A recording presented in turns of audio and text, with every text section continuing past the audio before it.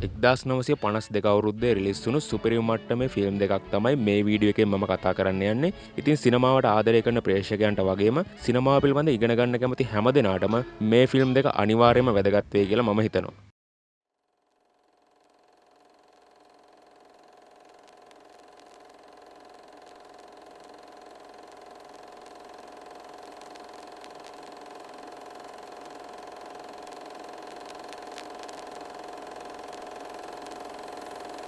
අංක දෙක තමයි ඉකිරු චිත්‍රපටය.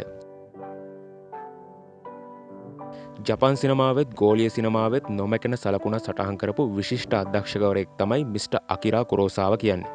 ඉතින් ඔහු විසින් අධ්‍යක්ෂණය කරපු විශිෂ්ටතම චිත්‍රපටවලින් එකක් විදිහට ඉකිරු චිත්‍රපටය හඳුනා ගන්න පුළුවන්.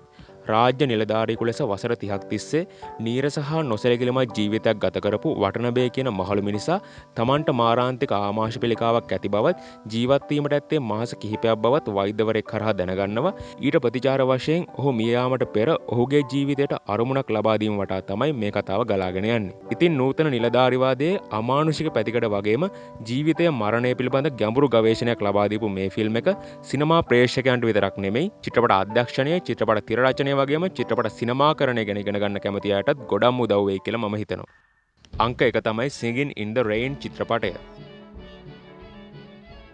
මිස්ටර් ස්ටැන්ලි ඩොනෙන් සහ මිස්ටර් ජෙනී කෙලි විසින් අධ්‍යක්ෂණය කරපු Singing in the Rain චිත්‍රපටය හොලිවුඩ් ඉතිහාසයේ විශිෂ්ටතම සංගීතමය චිත්‍රපටයක් විදිහට හඳුනා ගන්න පුළුවන්. 1920 ගණන් වල අගභාගයේ නිහඬ චිත්‍රපට යුගයේ ඇති වුණු තාක්ෂණික නවෝත්පාදනය සමග කතානාද චිත්‍රපටවලට ලොකු වටිනාකමක් ලැබුණා. ඉතින් මේ කාලේ ඉතා ජනප්‍රිය නිහඬ චිත්‍රපට තරුවක් වුණු ඩොන් ලොක්වුඩ් සහ ඔහුගේ සමනෙලිය වන ලීනා ලැමනොන්ට මුහුණ දීමට සිදුවුණු වෘත්තීය ගැටලු වගේම පෞද්ගලික ගැටලු හරහා තමයි මේ කතාව ගලාගෙන යන්නේ. ඉතින් නිහඬ චිත්‍රපටවලින් කතානාද චිත්‍රපටවලට සංක්‍රමණය වීම ගැන දක්ෂ විවරණයක් ලබා දීපු මේ ෆිල්ම් එක සිනමා ප්‍රේක්ෂකයන්ට විතරක් නෙවෙයි චිත්‍රපට අධ්‍යක්ෂණය චිත්‍රපට රංගනය වගේම චිත්‍රපට ඇඳුම් නිර්මාණකරණය ගැන ඉගෙන ගන්න කැමති අයටත් ගොඩක් උදව් වෙයි කියලා මම හිතනවා.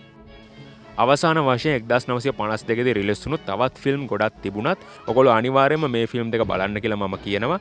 ඒ වගේම මෙතන කියපු නැති ඔයගොල්ලන්ට හොඳයි කියලා හිතුණු තවත් ෆිල්ම් තියෙනවා නම් අනිවාර්යයෙන් මේවා කමෙන්ට් කරන්න. එහෙනම් වීඩියෝ එක මෙතනින් අවසන්. ඔයගොල්ලන්ට සුබ දවසක්.